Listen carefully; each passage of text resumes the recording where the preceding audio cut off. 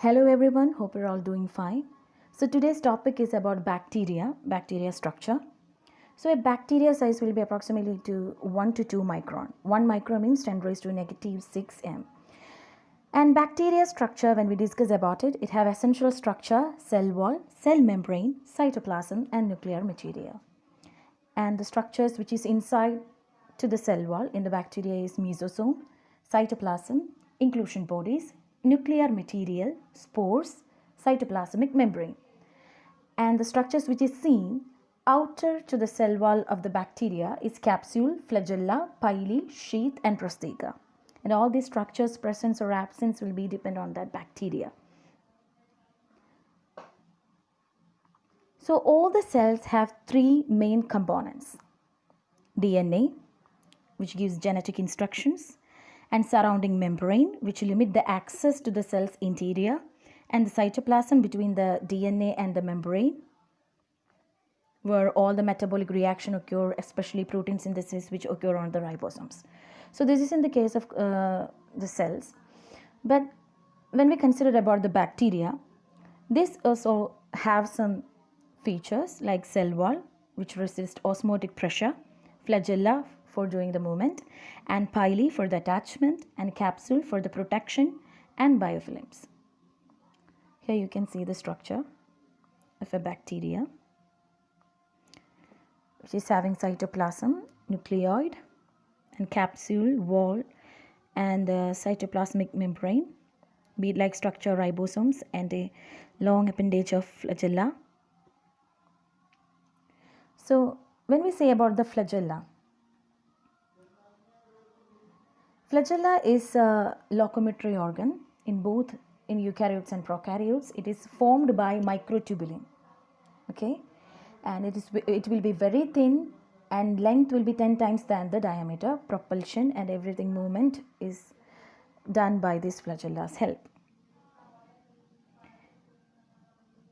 Flagella have three structure also, three portion, which is having basal body, with the place which is filament fixed to the cell, and hook to connect to other cells, and there is a filament which is made up with the protein.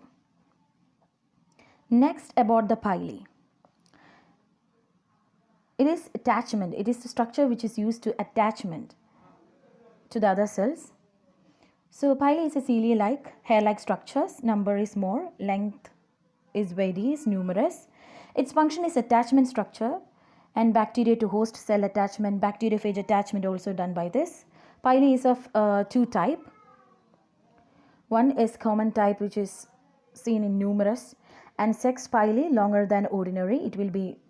Its number will be limited. And there is capsule. Capsule for the protection and biofilms.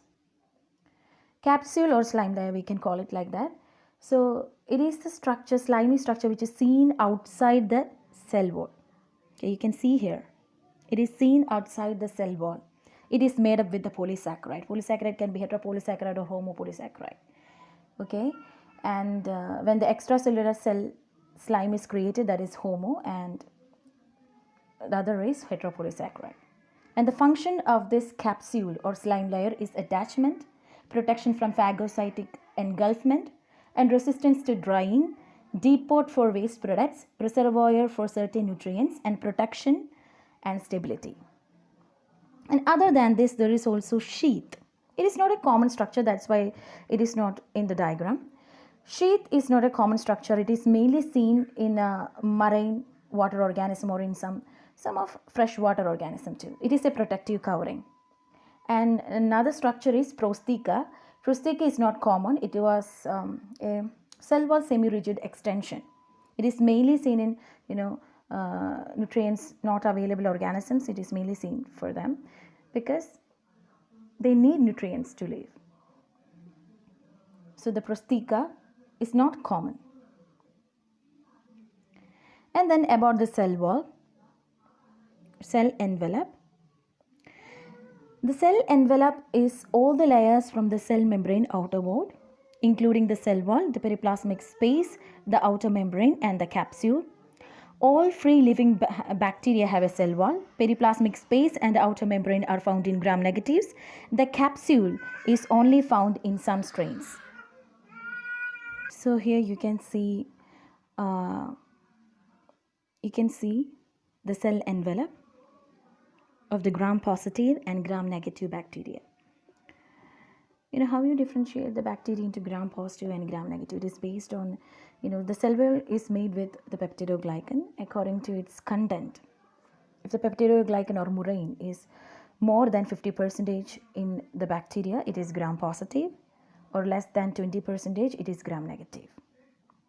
So you can see the cell envelope of gram positive and gram negative.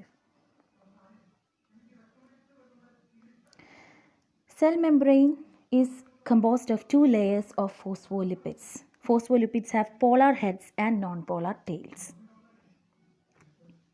The heads is hydrophilic and the tails is hydrophobic. This is the phospholipid bilayer structure. The polar implies that the heads are hydrophilic. They like to stay in an aqueous environment facing the outside world and the inside of the cell. Non-polar means that the tails are hydrophobic. They want to be away from the water in an oily environment. The tails are in the center of the membrane.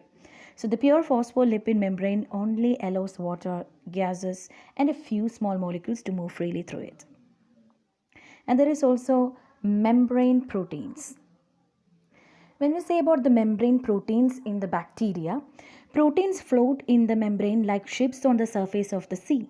The fluid mosaic model, which was proposed by Singer and Nicholson in 1972. So when we say about the membrane proteins, it can be peripheral membrane proteins or integral proteins. Okay, the integral proteins, they penetrate inside the lipid bilayer. Transmembrane is simple or multiple, and they transport molecules, receptors, and they transport the electrons during photosynthesis and respiration. So the example for the integral protein is glycosporin A, rhodopsin, etc.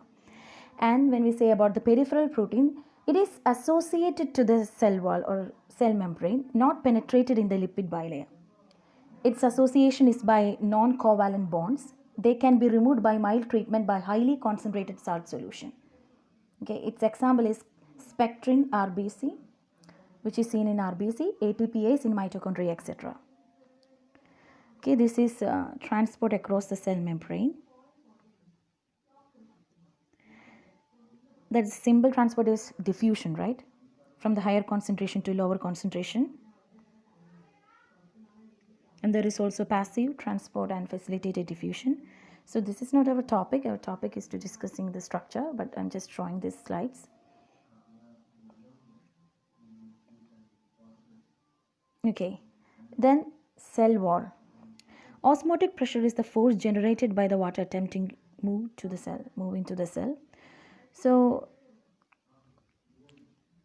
water can go through the cell membrane freely. The contents of the cell are very concentrated. Like all things, water moves from the areas of high concentration to areas of low concentration. It means high concentration to low concentration, that is diffusion. Okay, osmotic pressure can easily cause a cell to swell up and burst. And bacteria, along with the plants and fungi, resist osmotic pressure by surrounding the cell in the rigid box, the cell wall. So you got the use of the cell wall in the bacteria. So composed of peptidoglycan. Cell wall is composed of peptidoglycan or murine. So long chains of polysaccharide cross-linked by the short peptides. The peptides contain the unusual mirror image amino acid D-alanine and D-glutamate. Polysaccharide is composed of the alternating amino sugars N-acetyl glucosamine and N-acetyl neuramic acid. Okay, and here you can see the difference between gram positive and gram negative cell wall structure.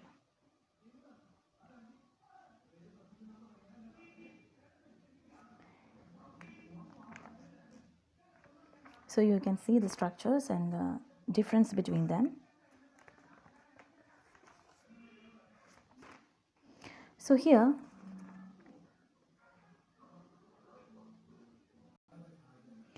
and then the capsule, next topic is capsule, We already said about the capsule.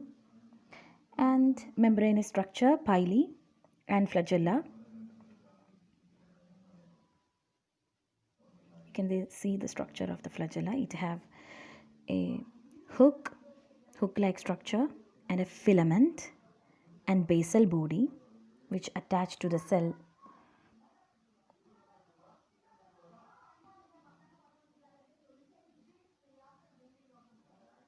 And the last structure is spore. Before saying about the spore, I just want to say about mesosome. Mesosome is a membranous structure extending from the plasma membrane. So it is the structure which is seen inside to the cell wall. And these extensions are in the form of lamella, tubules, vesicles. They help in the cell wall formation, secretion, respiration, and equal division of daughter cell, increase of surface area, and so on. And there is also, inside the bacteria, carbohydrates is present. Most of them is found inside the bacteria in the form of glycoprotein and glycolipid. Carbohydrates will always face to the extracellular portion. And inside the bacterial cell, there must be inclusion bodies. Inclusion bodies are elementary bodies or nuclear or cytoplasmic aggregates of stainable substances, usually proteins. They typically represent sites of viral multiplication in a bacterium or eukaryote cells and usually consist of viral capsid proteins. So inclusion bodies is the food reserve of bacteria. Like volatin granules, it is a type of inclusion bodies which is a phosphate reserve, and PHB, it is a carbon reserve. Glycogen is a carbohydrate reserve, and elementary sulfur is sulfur reserve. The last topic is spore. Some bacteria can form very tough spores which are metabolically inactive and can survive a long time under very harsh conditions. There is different kinds of spore. The outermost layer of wall of certain spores, endospores, there is different kind of spores. So like endospores, sporangiospores, conidiospores, etc. So when we say about endospores, it is a dormant, tough and non-reproductive structure produced by certain bacteria from Firmicid phylum. So the name endospore is suggestive of a spore of seed-like form. Endospore formation is usually triggered by a lack of nutrients and usually occur in gram-positive bacteria, like example of Bacillus and Clostridium. Sporangiospores are the spores that are produced in sporangium. A sporangium are either naked and flagellated, and that will be called like zoospores, or walled and non-motile, aplanospores. And there is also conidiospores. Sometimes conidia, it is called or termed asexual chlamydospores. It is asexual non-motile spores of a fungus. From the Greek word it is originated, which means conis, which means dust.